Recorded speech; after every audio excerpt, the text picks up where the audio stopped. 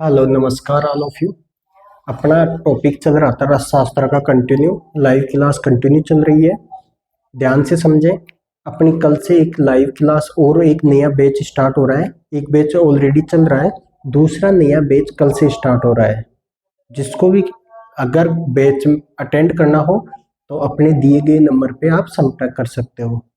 Batch अपना 1.5 महीने के हिसाब से चलेगा। उसमें 2 क्लास होगी, एक क्लास मॉर्निंग में, एक क्लास इवनिंग में होगी। 1-1 घंटे की क्लास होगी, है ना।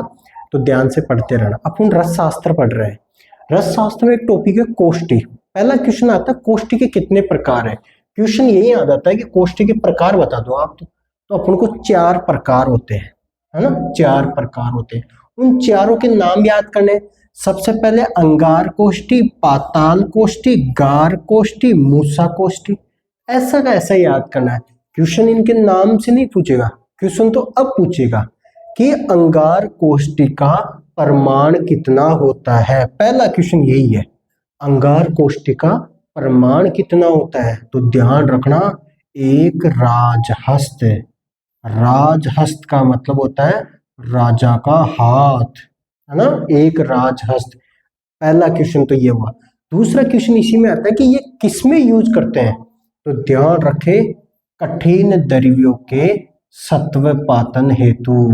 कठिन द्रव्यों के सत्वपातन में यूज करते हैं। सत्वपातन, ये आपको ध्यान रखना है, समझिए।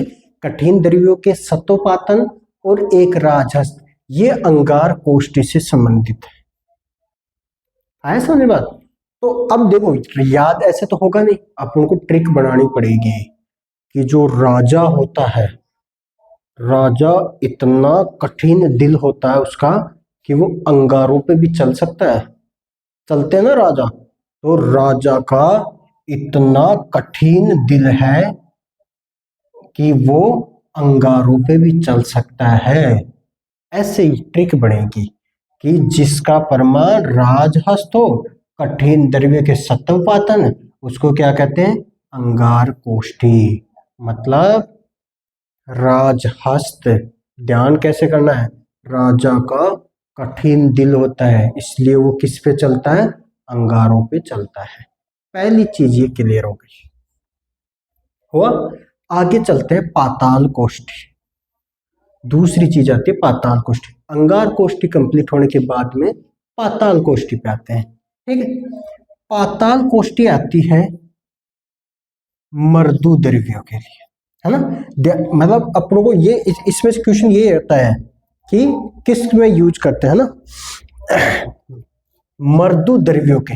ध्यान से समझना, मृदु द्रव्यों के सत्वपातन हेतु। सत्वपातन हेतु ध्यान रखना, मृदु द्रव्यों के सत्वपातन के लिए पाताल कोष्ठी यूज करते हैं। और इसकी लंबाई कितनी होती है, 1 बालिस्थ। ऐसे कैसे याद रखना, 1 बालिस्थ, 1 बालिस्थ, ठीक है। ऐसे कैसे याद होना चाहिए, याद कैसे रखोगे कि एक बालिका ने, एक बालिक, इसकी कोई ट्रिक नहीं बनी, बाकी से आपको तो ऐसे ही याद रखना है।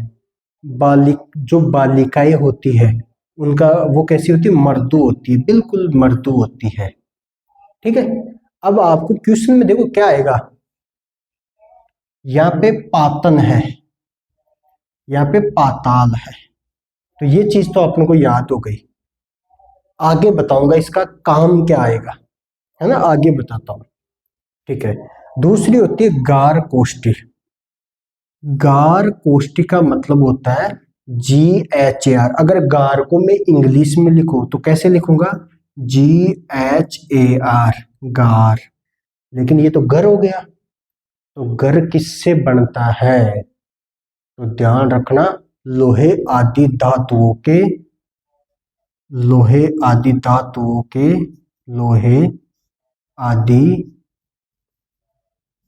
धातुओं का यूज जिसमें करते हैं, धातुओं के लिए जिसका उपयोग करते हैं, वो कौन सी कोष्ठी होती है, गार कोष्ठी। आपको ऐसे ही ध्यान रखना, लोहे आदि धातु, ये ध्यान रखना मेन चीज। लोहे आदि धातु का मतलब होता है हमने घर किससे बनाए, लोहे के घर बनाए हैं। आपको ऐसे कैसे ध्यान रखना है, ठीक है। तो लोह आदि धातु के लिए, है ना, आपको ये चीज याद रखने, आगे तो हो जाएगा कि लोह आदि धातु के भस्म निर्माण, इतना आपको याद नहीं करना, आपको ये ध्यान रखना किस में यूज करते हैं, गार कोष्ठी को।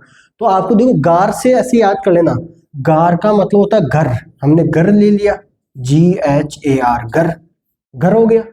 घर किससे बनते हैं, लोहे से।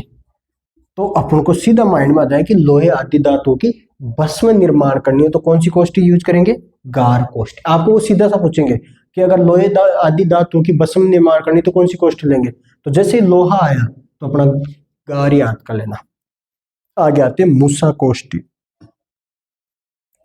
मूसा कोष्ठी सेम ये का ये याद रखना है, लेकिन चेंज क्या हुआ है, मर्दू द्रव्यों के, देखो मैं सेम लिख रहा हूं, मर्दू द्रव्यों के शोधन हेतु, यहां पे मैंने क्या शब्द लिखा, शोधन हेतु, और ऊपर क्या शब्द था, मर्दू द्रव्यों के सत्वपातन हेतु। अब आपको वो कंफ्यूजन करने के लिए इन दोनों में से वो क्वेश्चन देने के चांस ज्यादा रखेगा, क्योंकि आप सोचोगे इसमें भी मर्दू द्रव्य है, इसमें भी मर्दू द्रव्य है, तो वो कंफ्यूजन करेगा आपको कि इनको कैसे भी करके इसका इसमें, इसका इसमें, तो कैसे याद करना है। देखो मर्दू द्रव्य के शोधन, इसमें देखो क्या है, स है, क्या है, स, और इधर भी क्या है, स से शोधन, तो ये स से स मिल गया, तो मर्दू द्रव्य के शोधन। इधर पाताल है, पाताल है ना, पाताल, तो इधर क्या है, पातन, ठीक है, जिसमें पा से पातन, मर्दू द्रव्य के सत्वपातन, जिसमें मूसा से मर्दू द्रव्य के शोधन हेतु। तो दोनों का ये ध्यान रख लेना, मूसा कोष्ठ का प्रयोग किसमें करते हैं और पाताल कोष्ठ का प्रयोग किसमें करते हैं, दोनों क्लियर हो गए। अपने पास गार कोष्ठ का सीधा सीधा याद हो जाएगा, गार कोष्ठ का तो लोहे आदि धातुओं के भस्म निर्माण में यूज करते हैं। अंगार कोष्ठी है एक राजस्व प्रवण, इसकी ध्यान रखना, पाताल कोष्ठी एक बालिस्त होता है, बस ये ध्यान रखना। ये क्वेश्चन इतना ही इंपॉर्टेंट है कि देखो चार ही है, लेकिन चारों में से पक्का क्वेश्चन आता है। एक बार रिवीजन करके बता देता हूँ कैसे याद करना है। हमें ध्यान रखना है, अंगार कोष्ठी एक राजहस्त परमाणु की होती है और कठिन द्रव्यों के सत्वपातन है। तो क्या ट्रिक होगी, राजा का दिल इतना कठिन है कि वो अंगारों पे भी चल सकता है, सही बात है ना, तो ये ध्यान रखना है पहला। दूसरा होता है पाताल कोष्ठी, तो मर्दू द्रव्यों के सत्वपातन हेतु, और कितना होता है, एक बालिस्त, ठीक है। आपको ध्यान रखना है, पाताल कोष्ठी को ऐसे भी ध्यान कर सकते हो, हम जब जीमने में जाते हैं तो हमें पातल दी जाती है, पातल डोने होते हैं ना वो, और वो पातल किससे बनती है पता है आपको, पेड़ों के पत्तों से, मुलायम पत्तों से, है ना, मुलायम पत्तों से। तो ऐसे ध्यान रखना ना, पाताल मर्दू द्रव्य के लिए, ठीक है। तो ऐसे कुछ भी आप ट्रिक बना सकते हो, है ना। आगे चलते हैं, गार कोष्ठी आपको पता है कि लोहे आदि के लिए, और मूसा कोष्ठी आपको पता है, तो इन दोनों में से वो क्वेश्चन पूछ सकता है, इसमें से नहीं पूछेगा, इन दोनों में से पूछ सकता है। तो आप ऐसे ही पढ़ते रहिए, मुस्कुराते रहिए, अगले लेक्चर में अपन नए टॉपिक लेके आएंगे, ठीक है, ओके।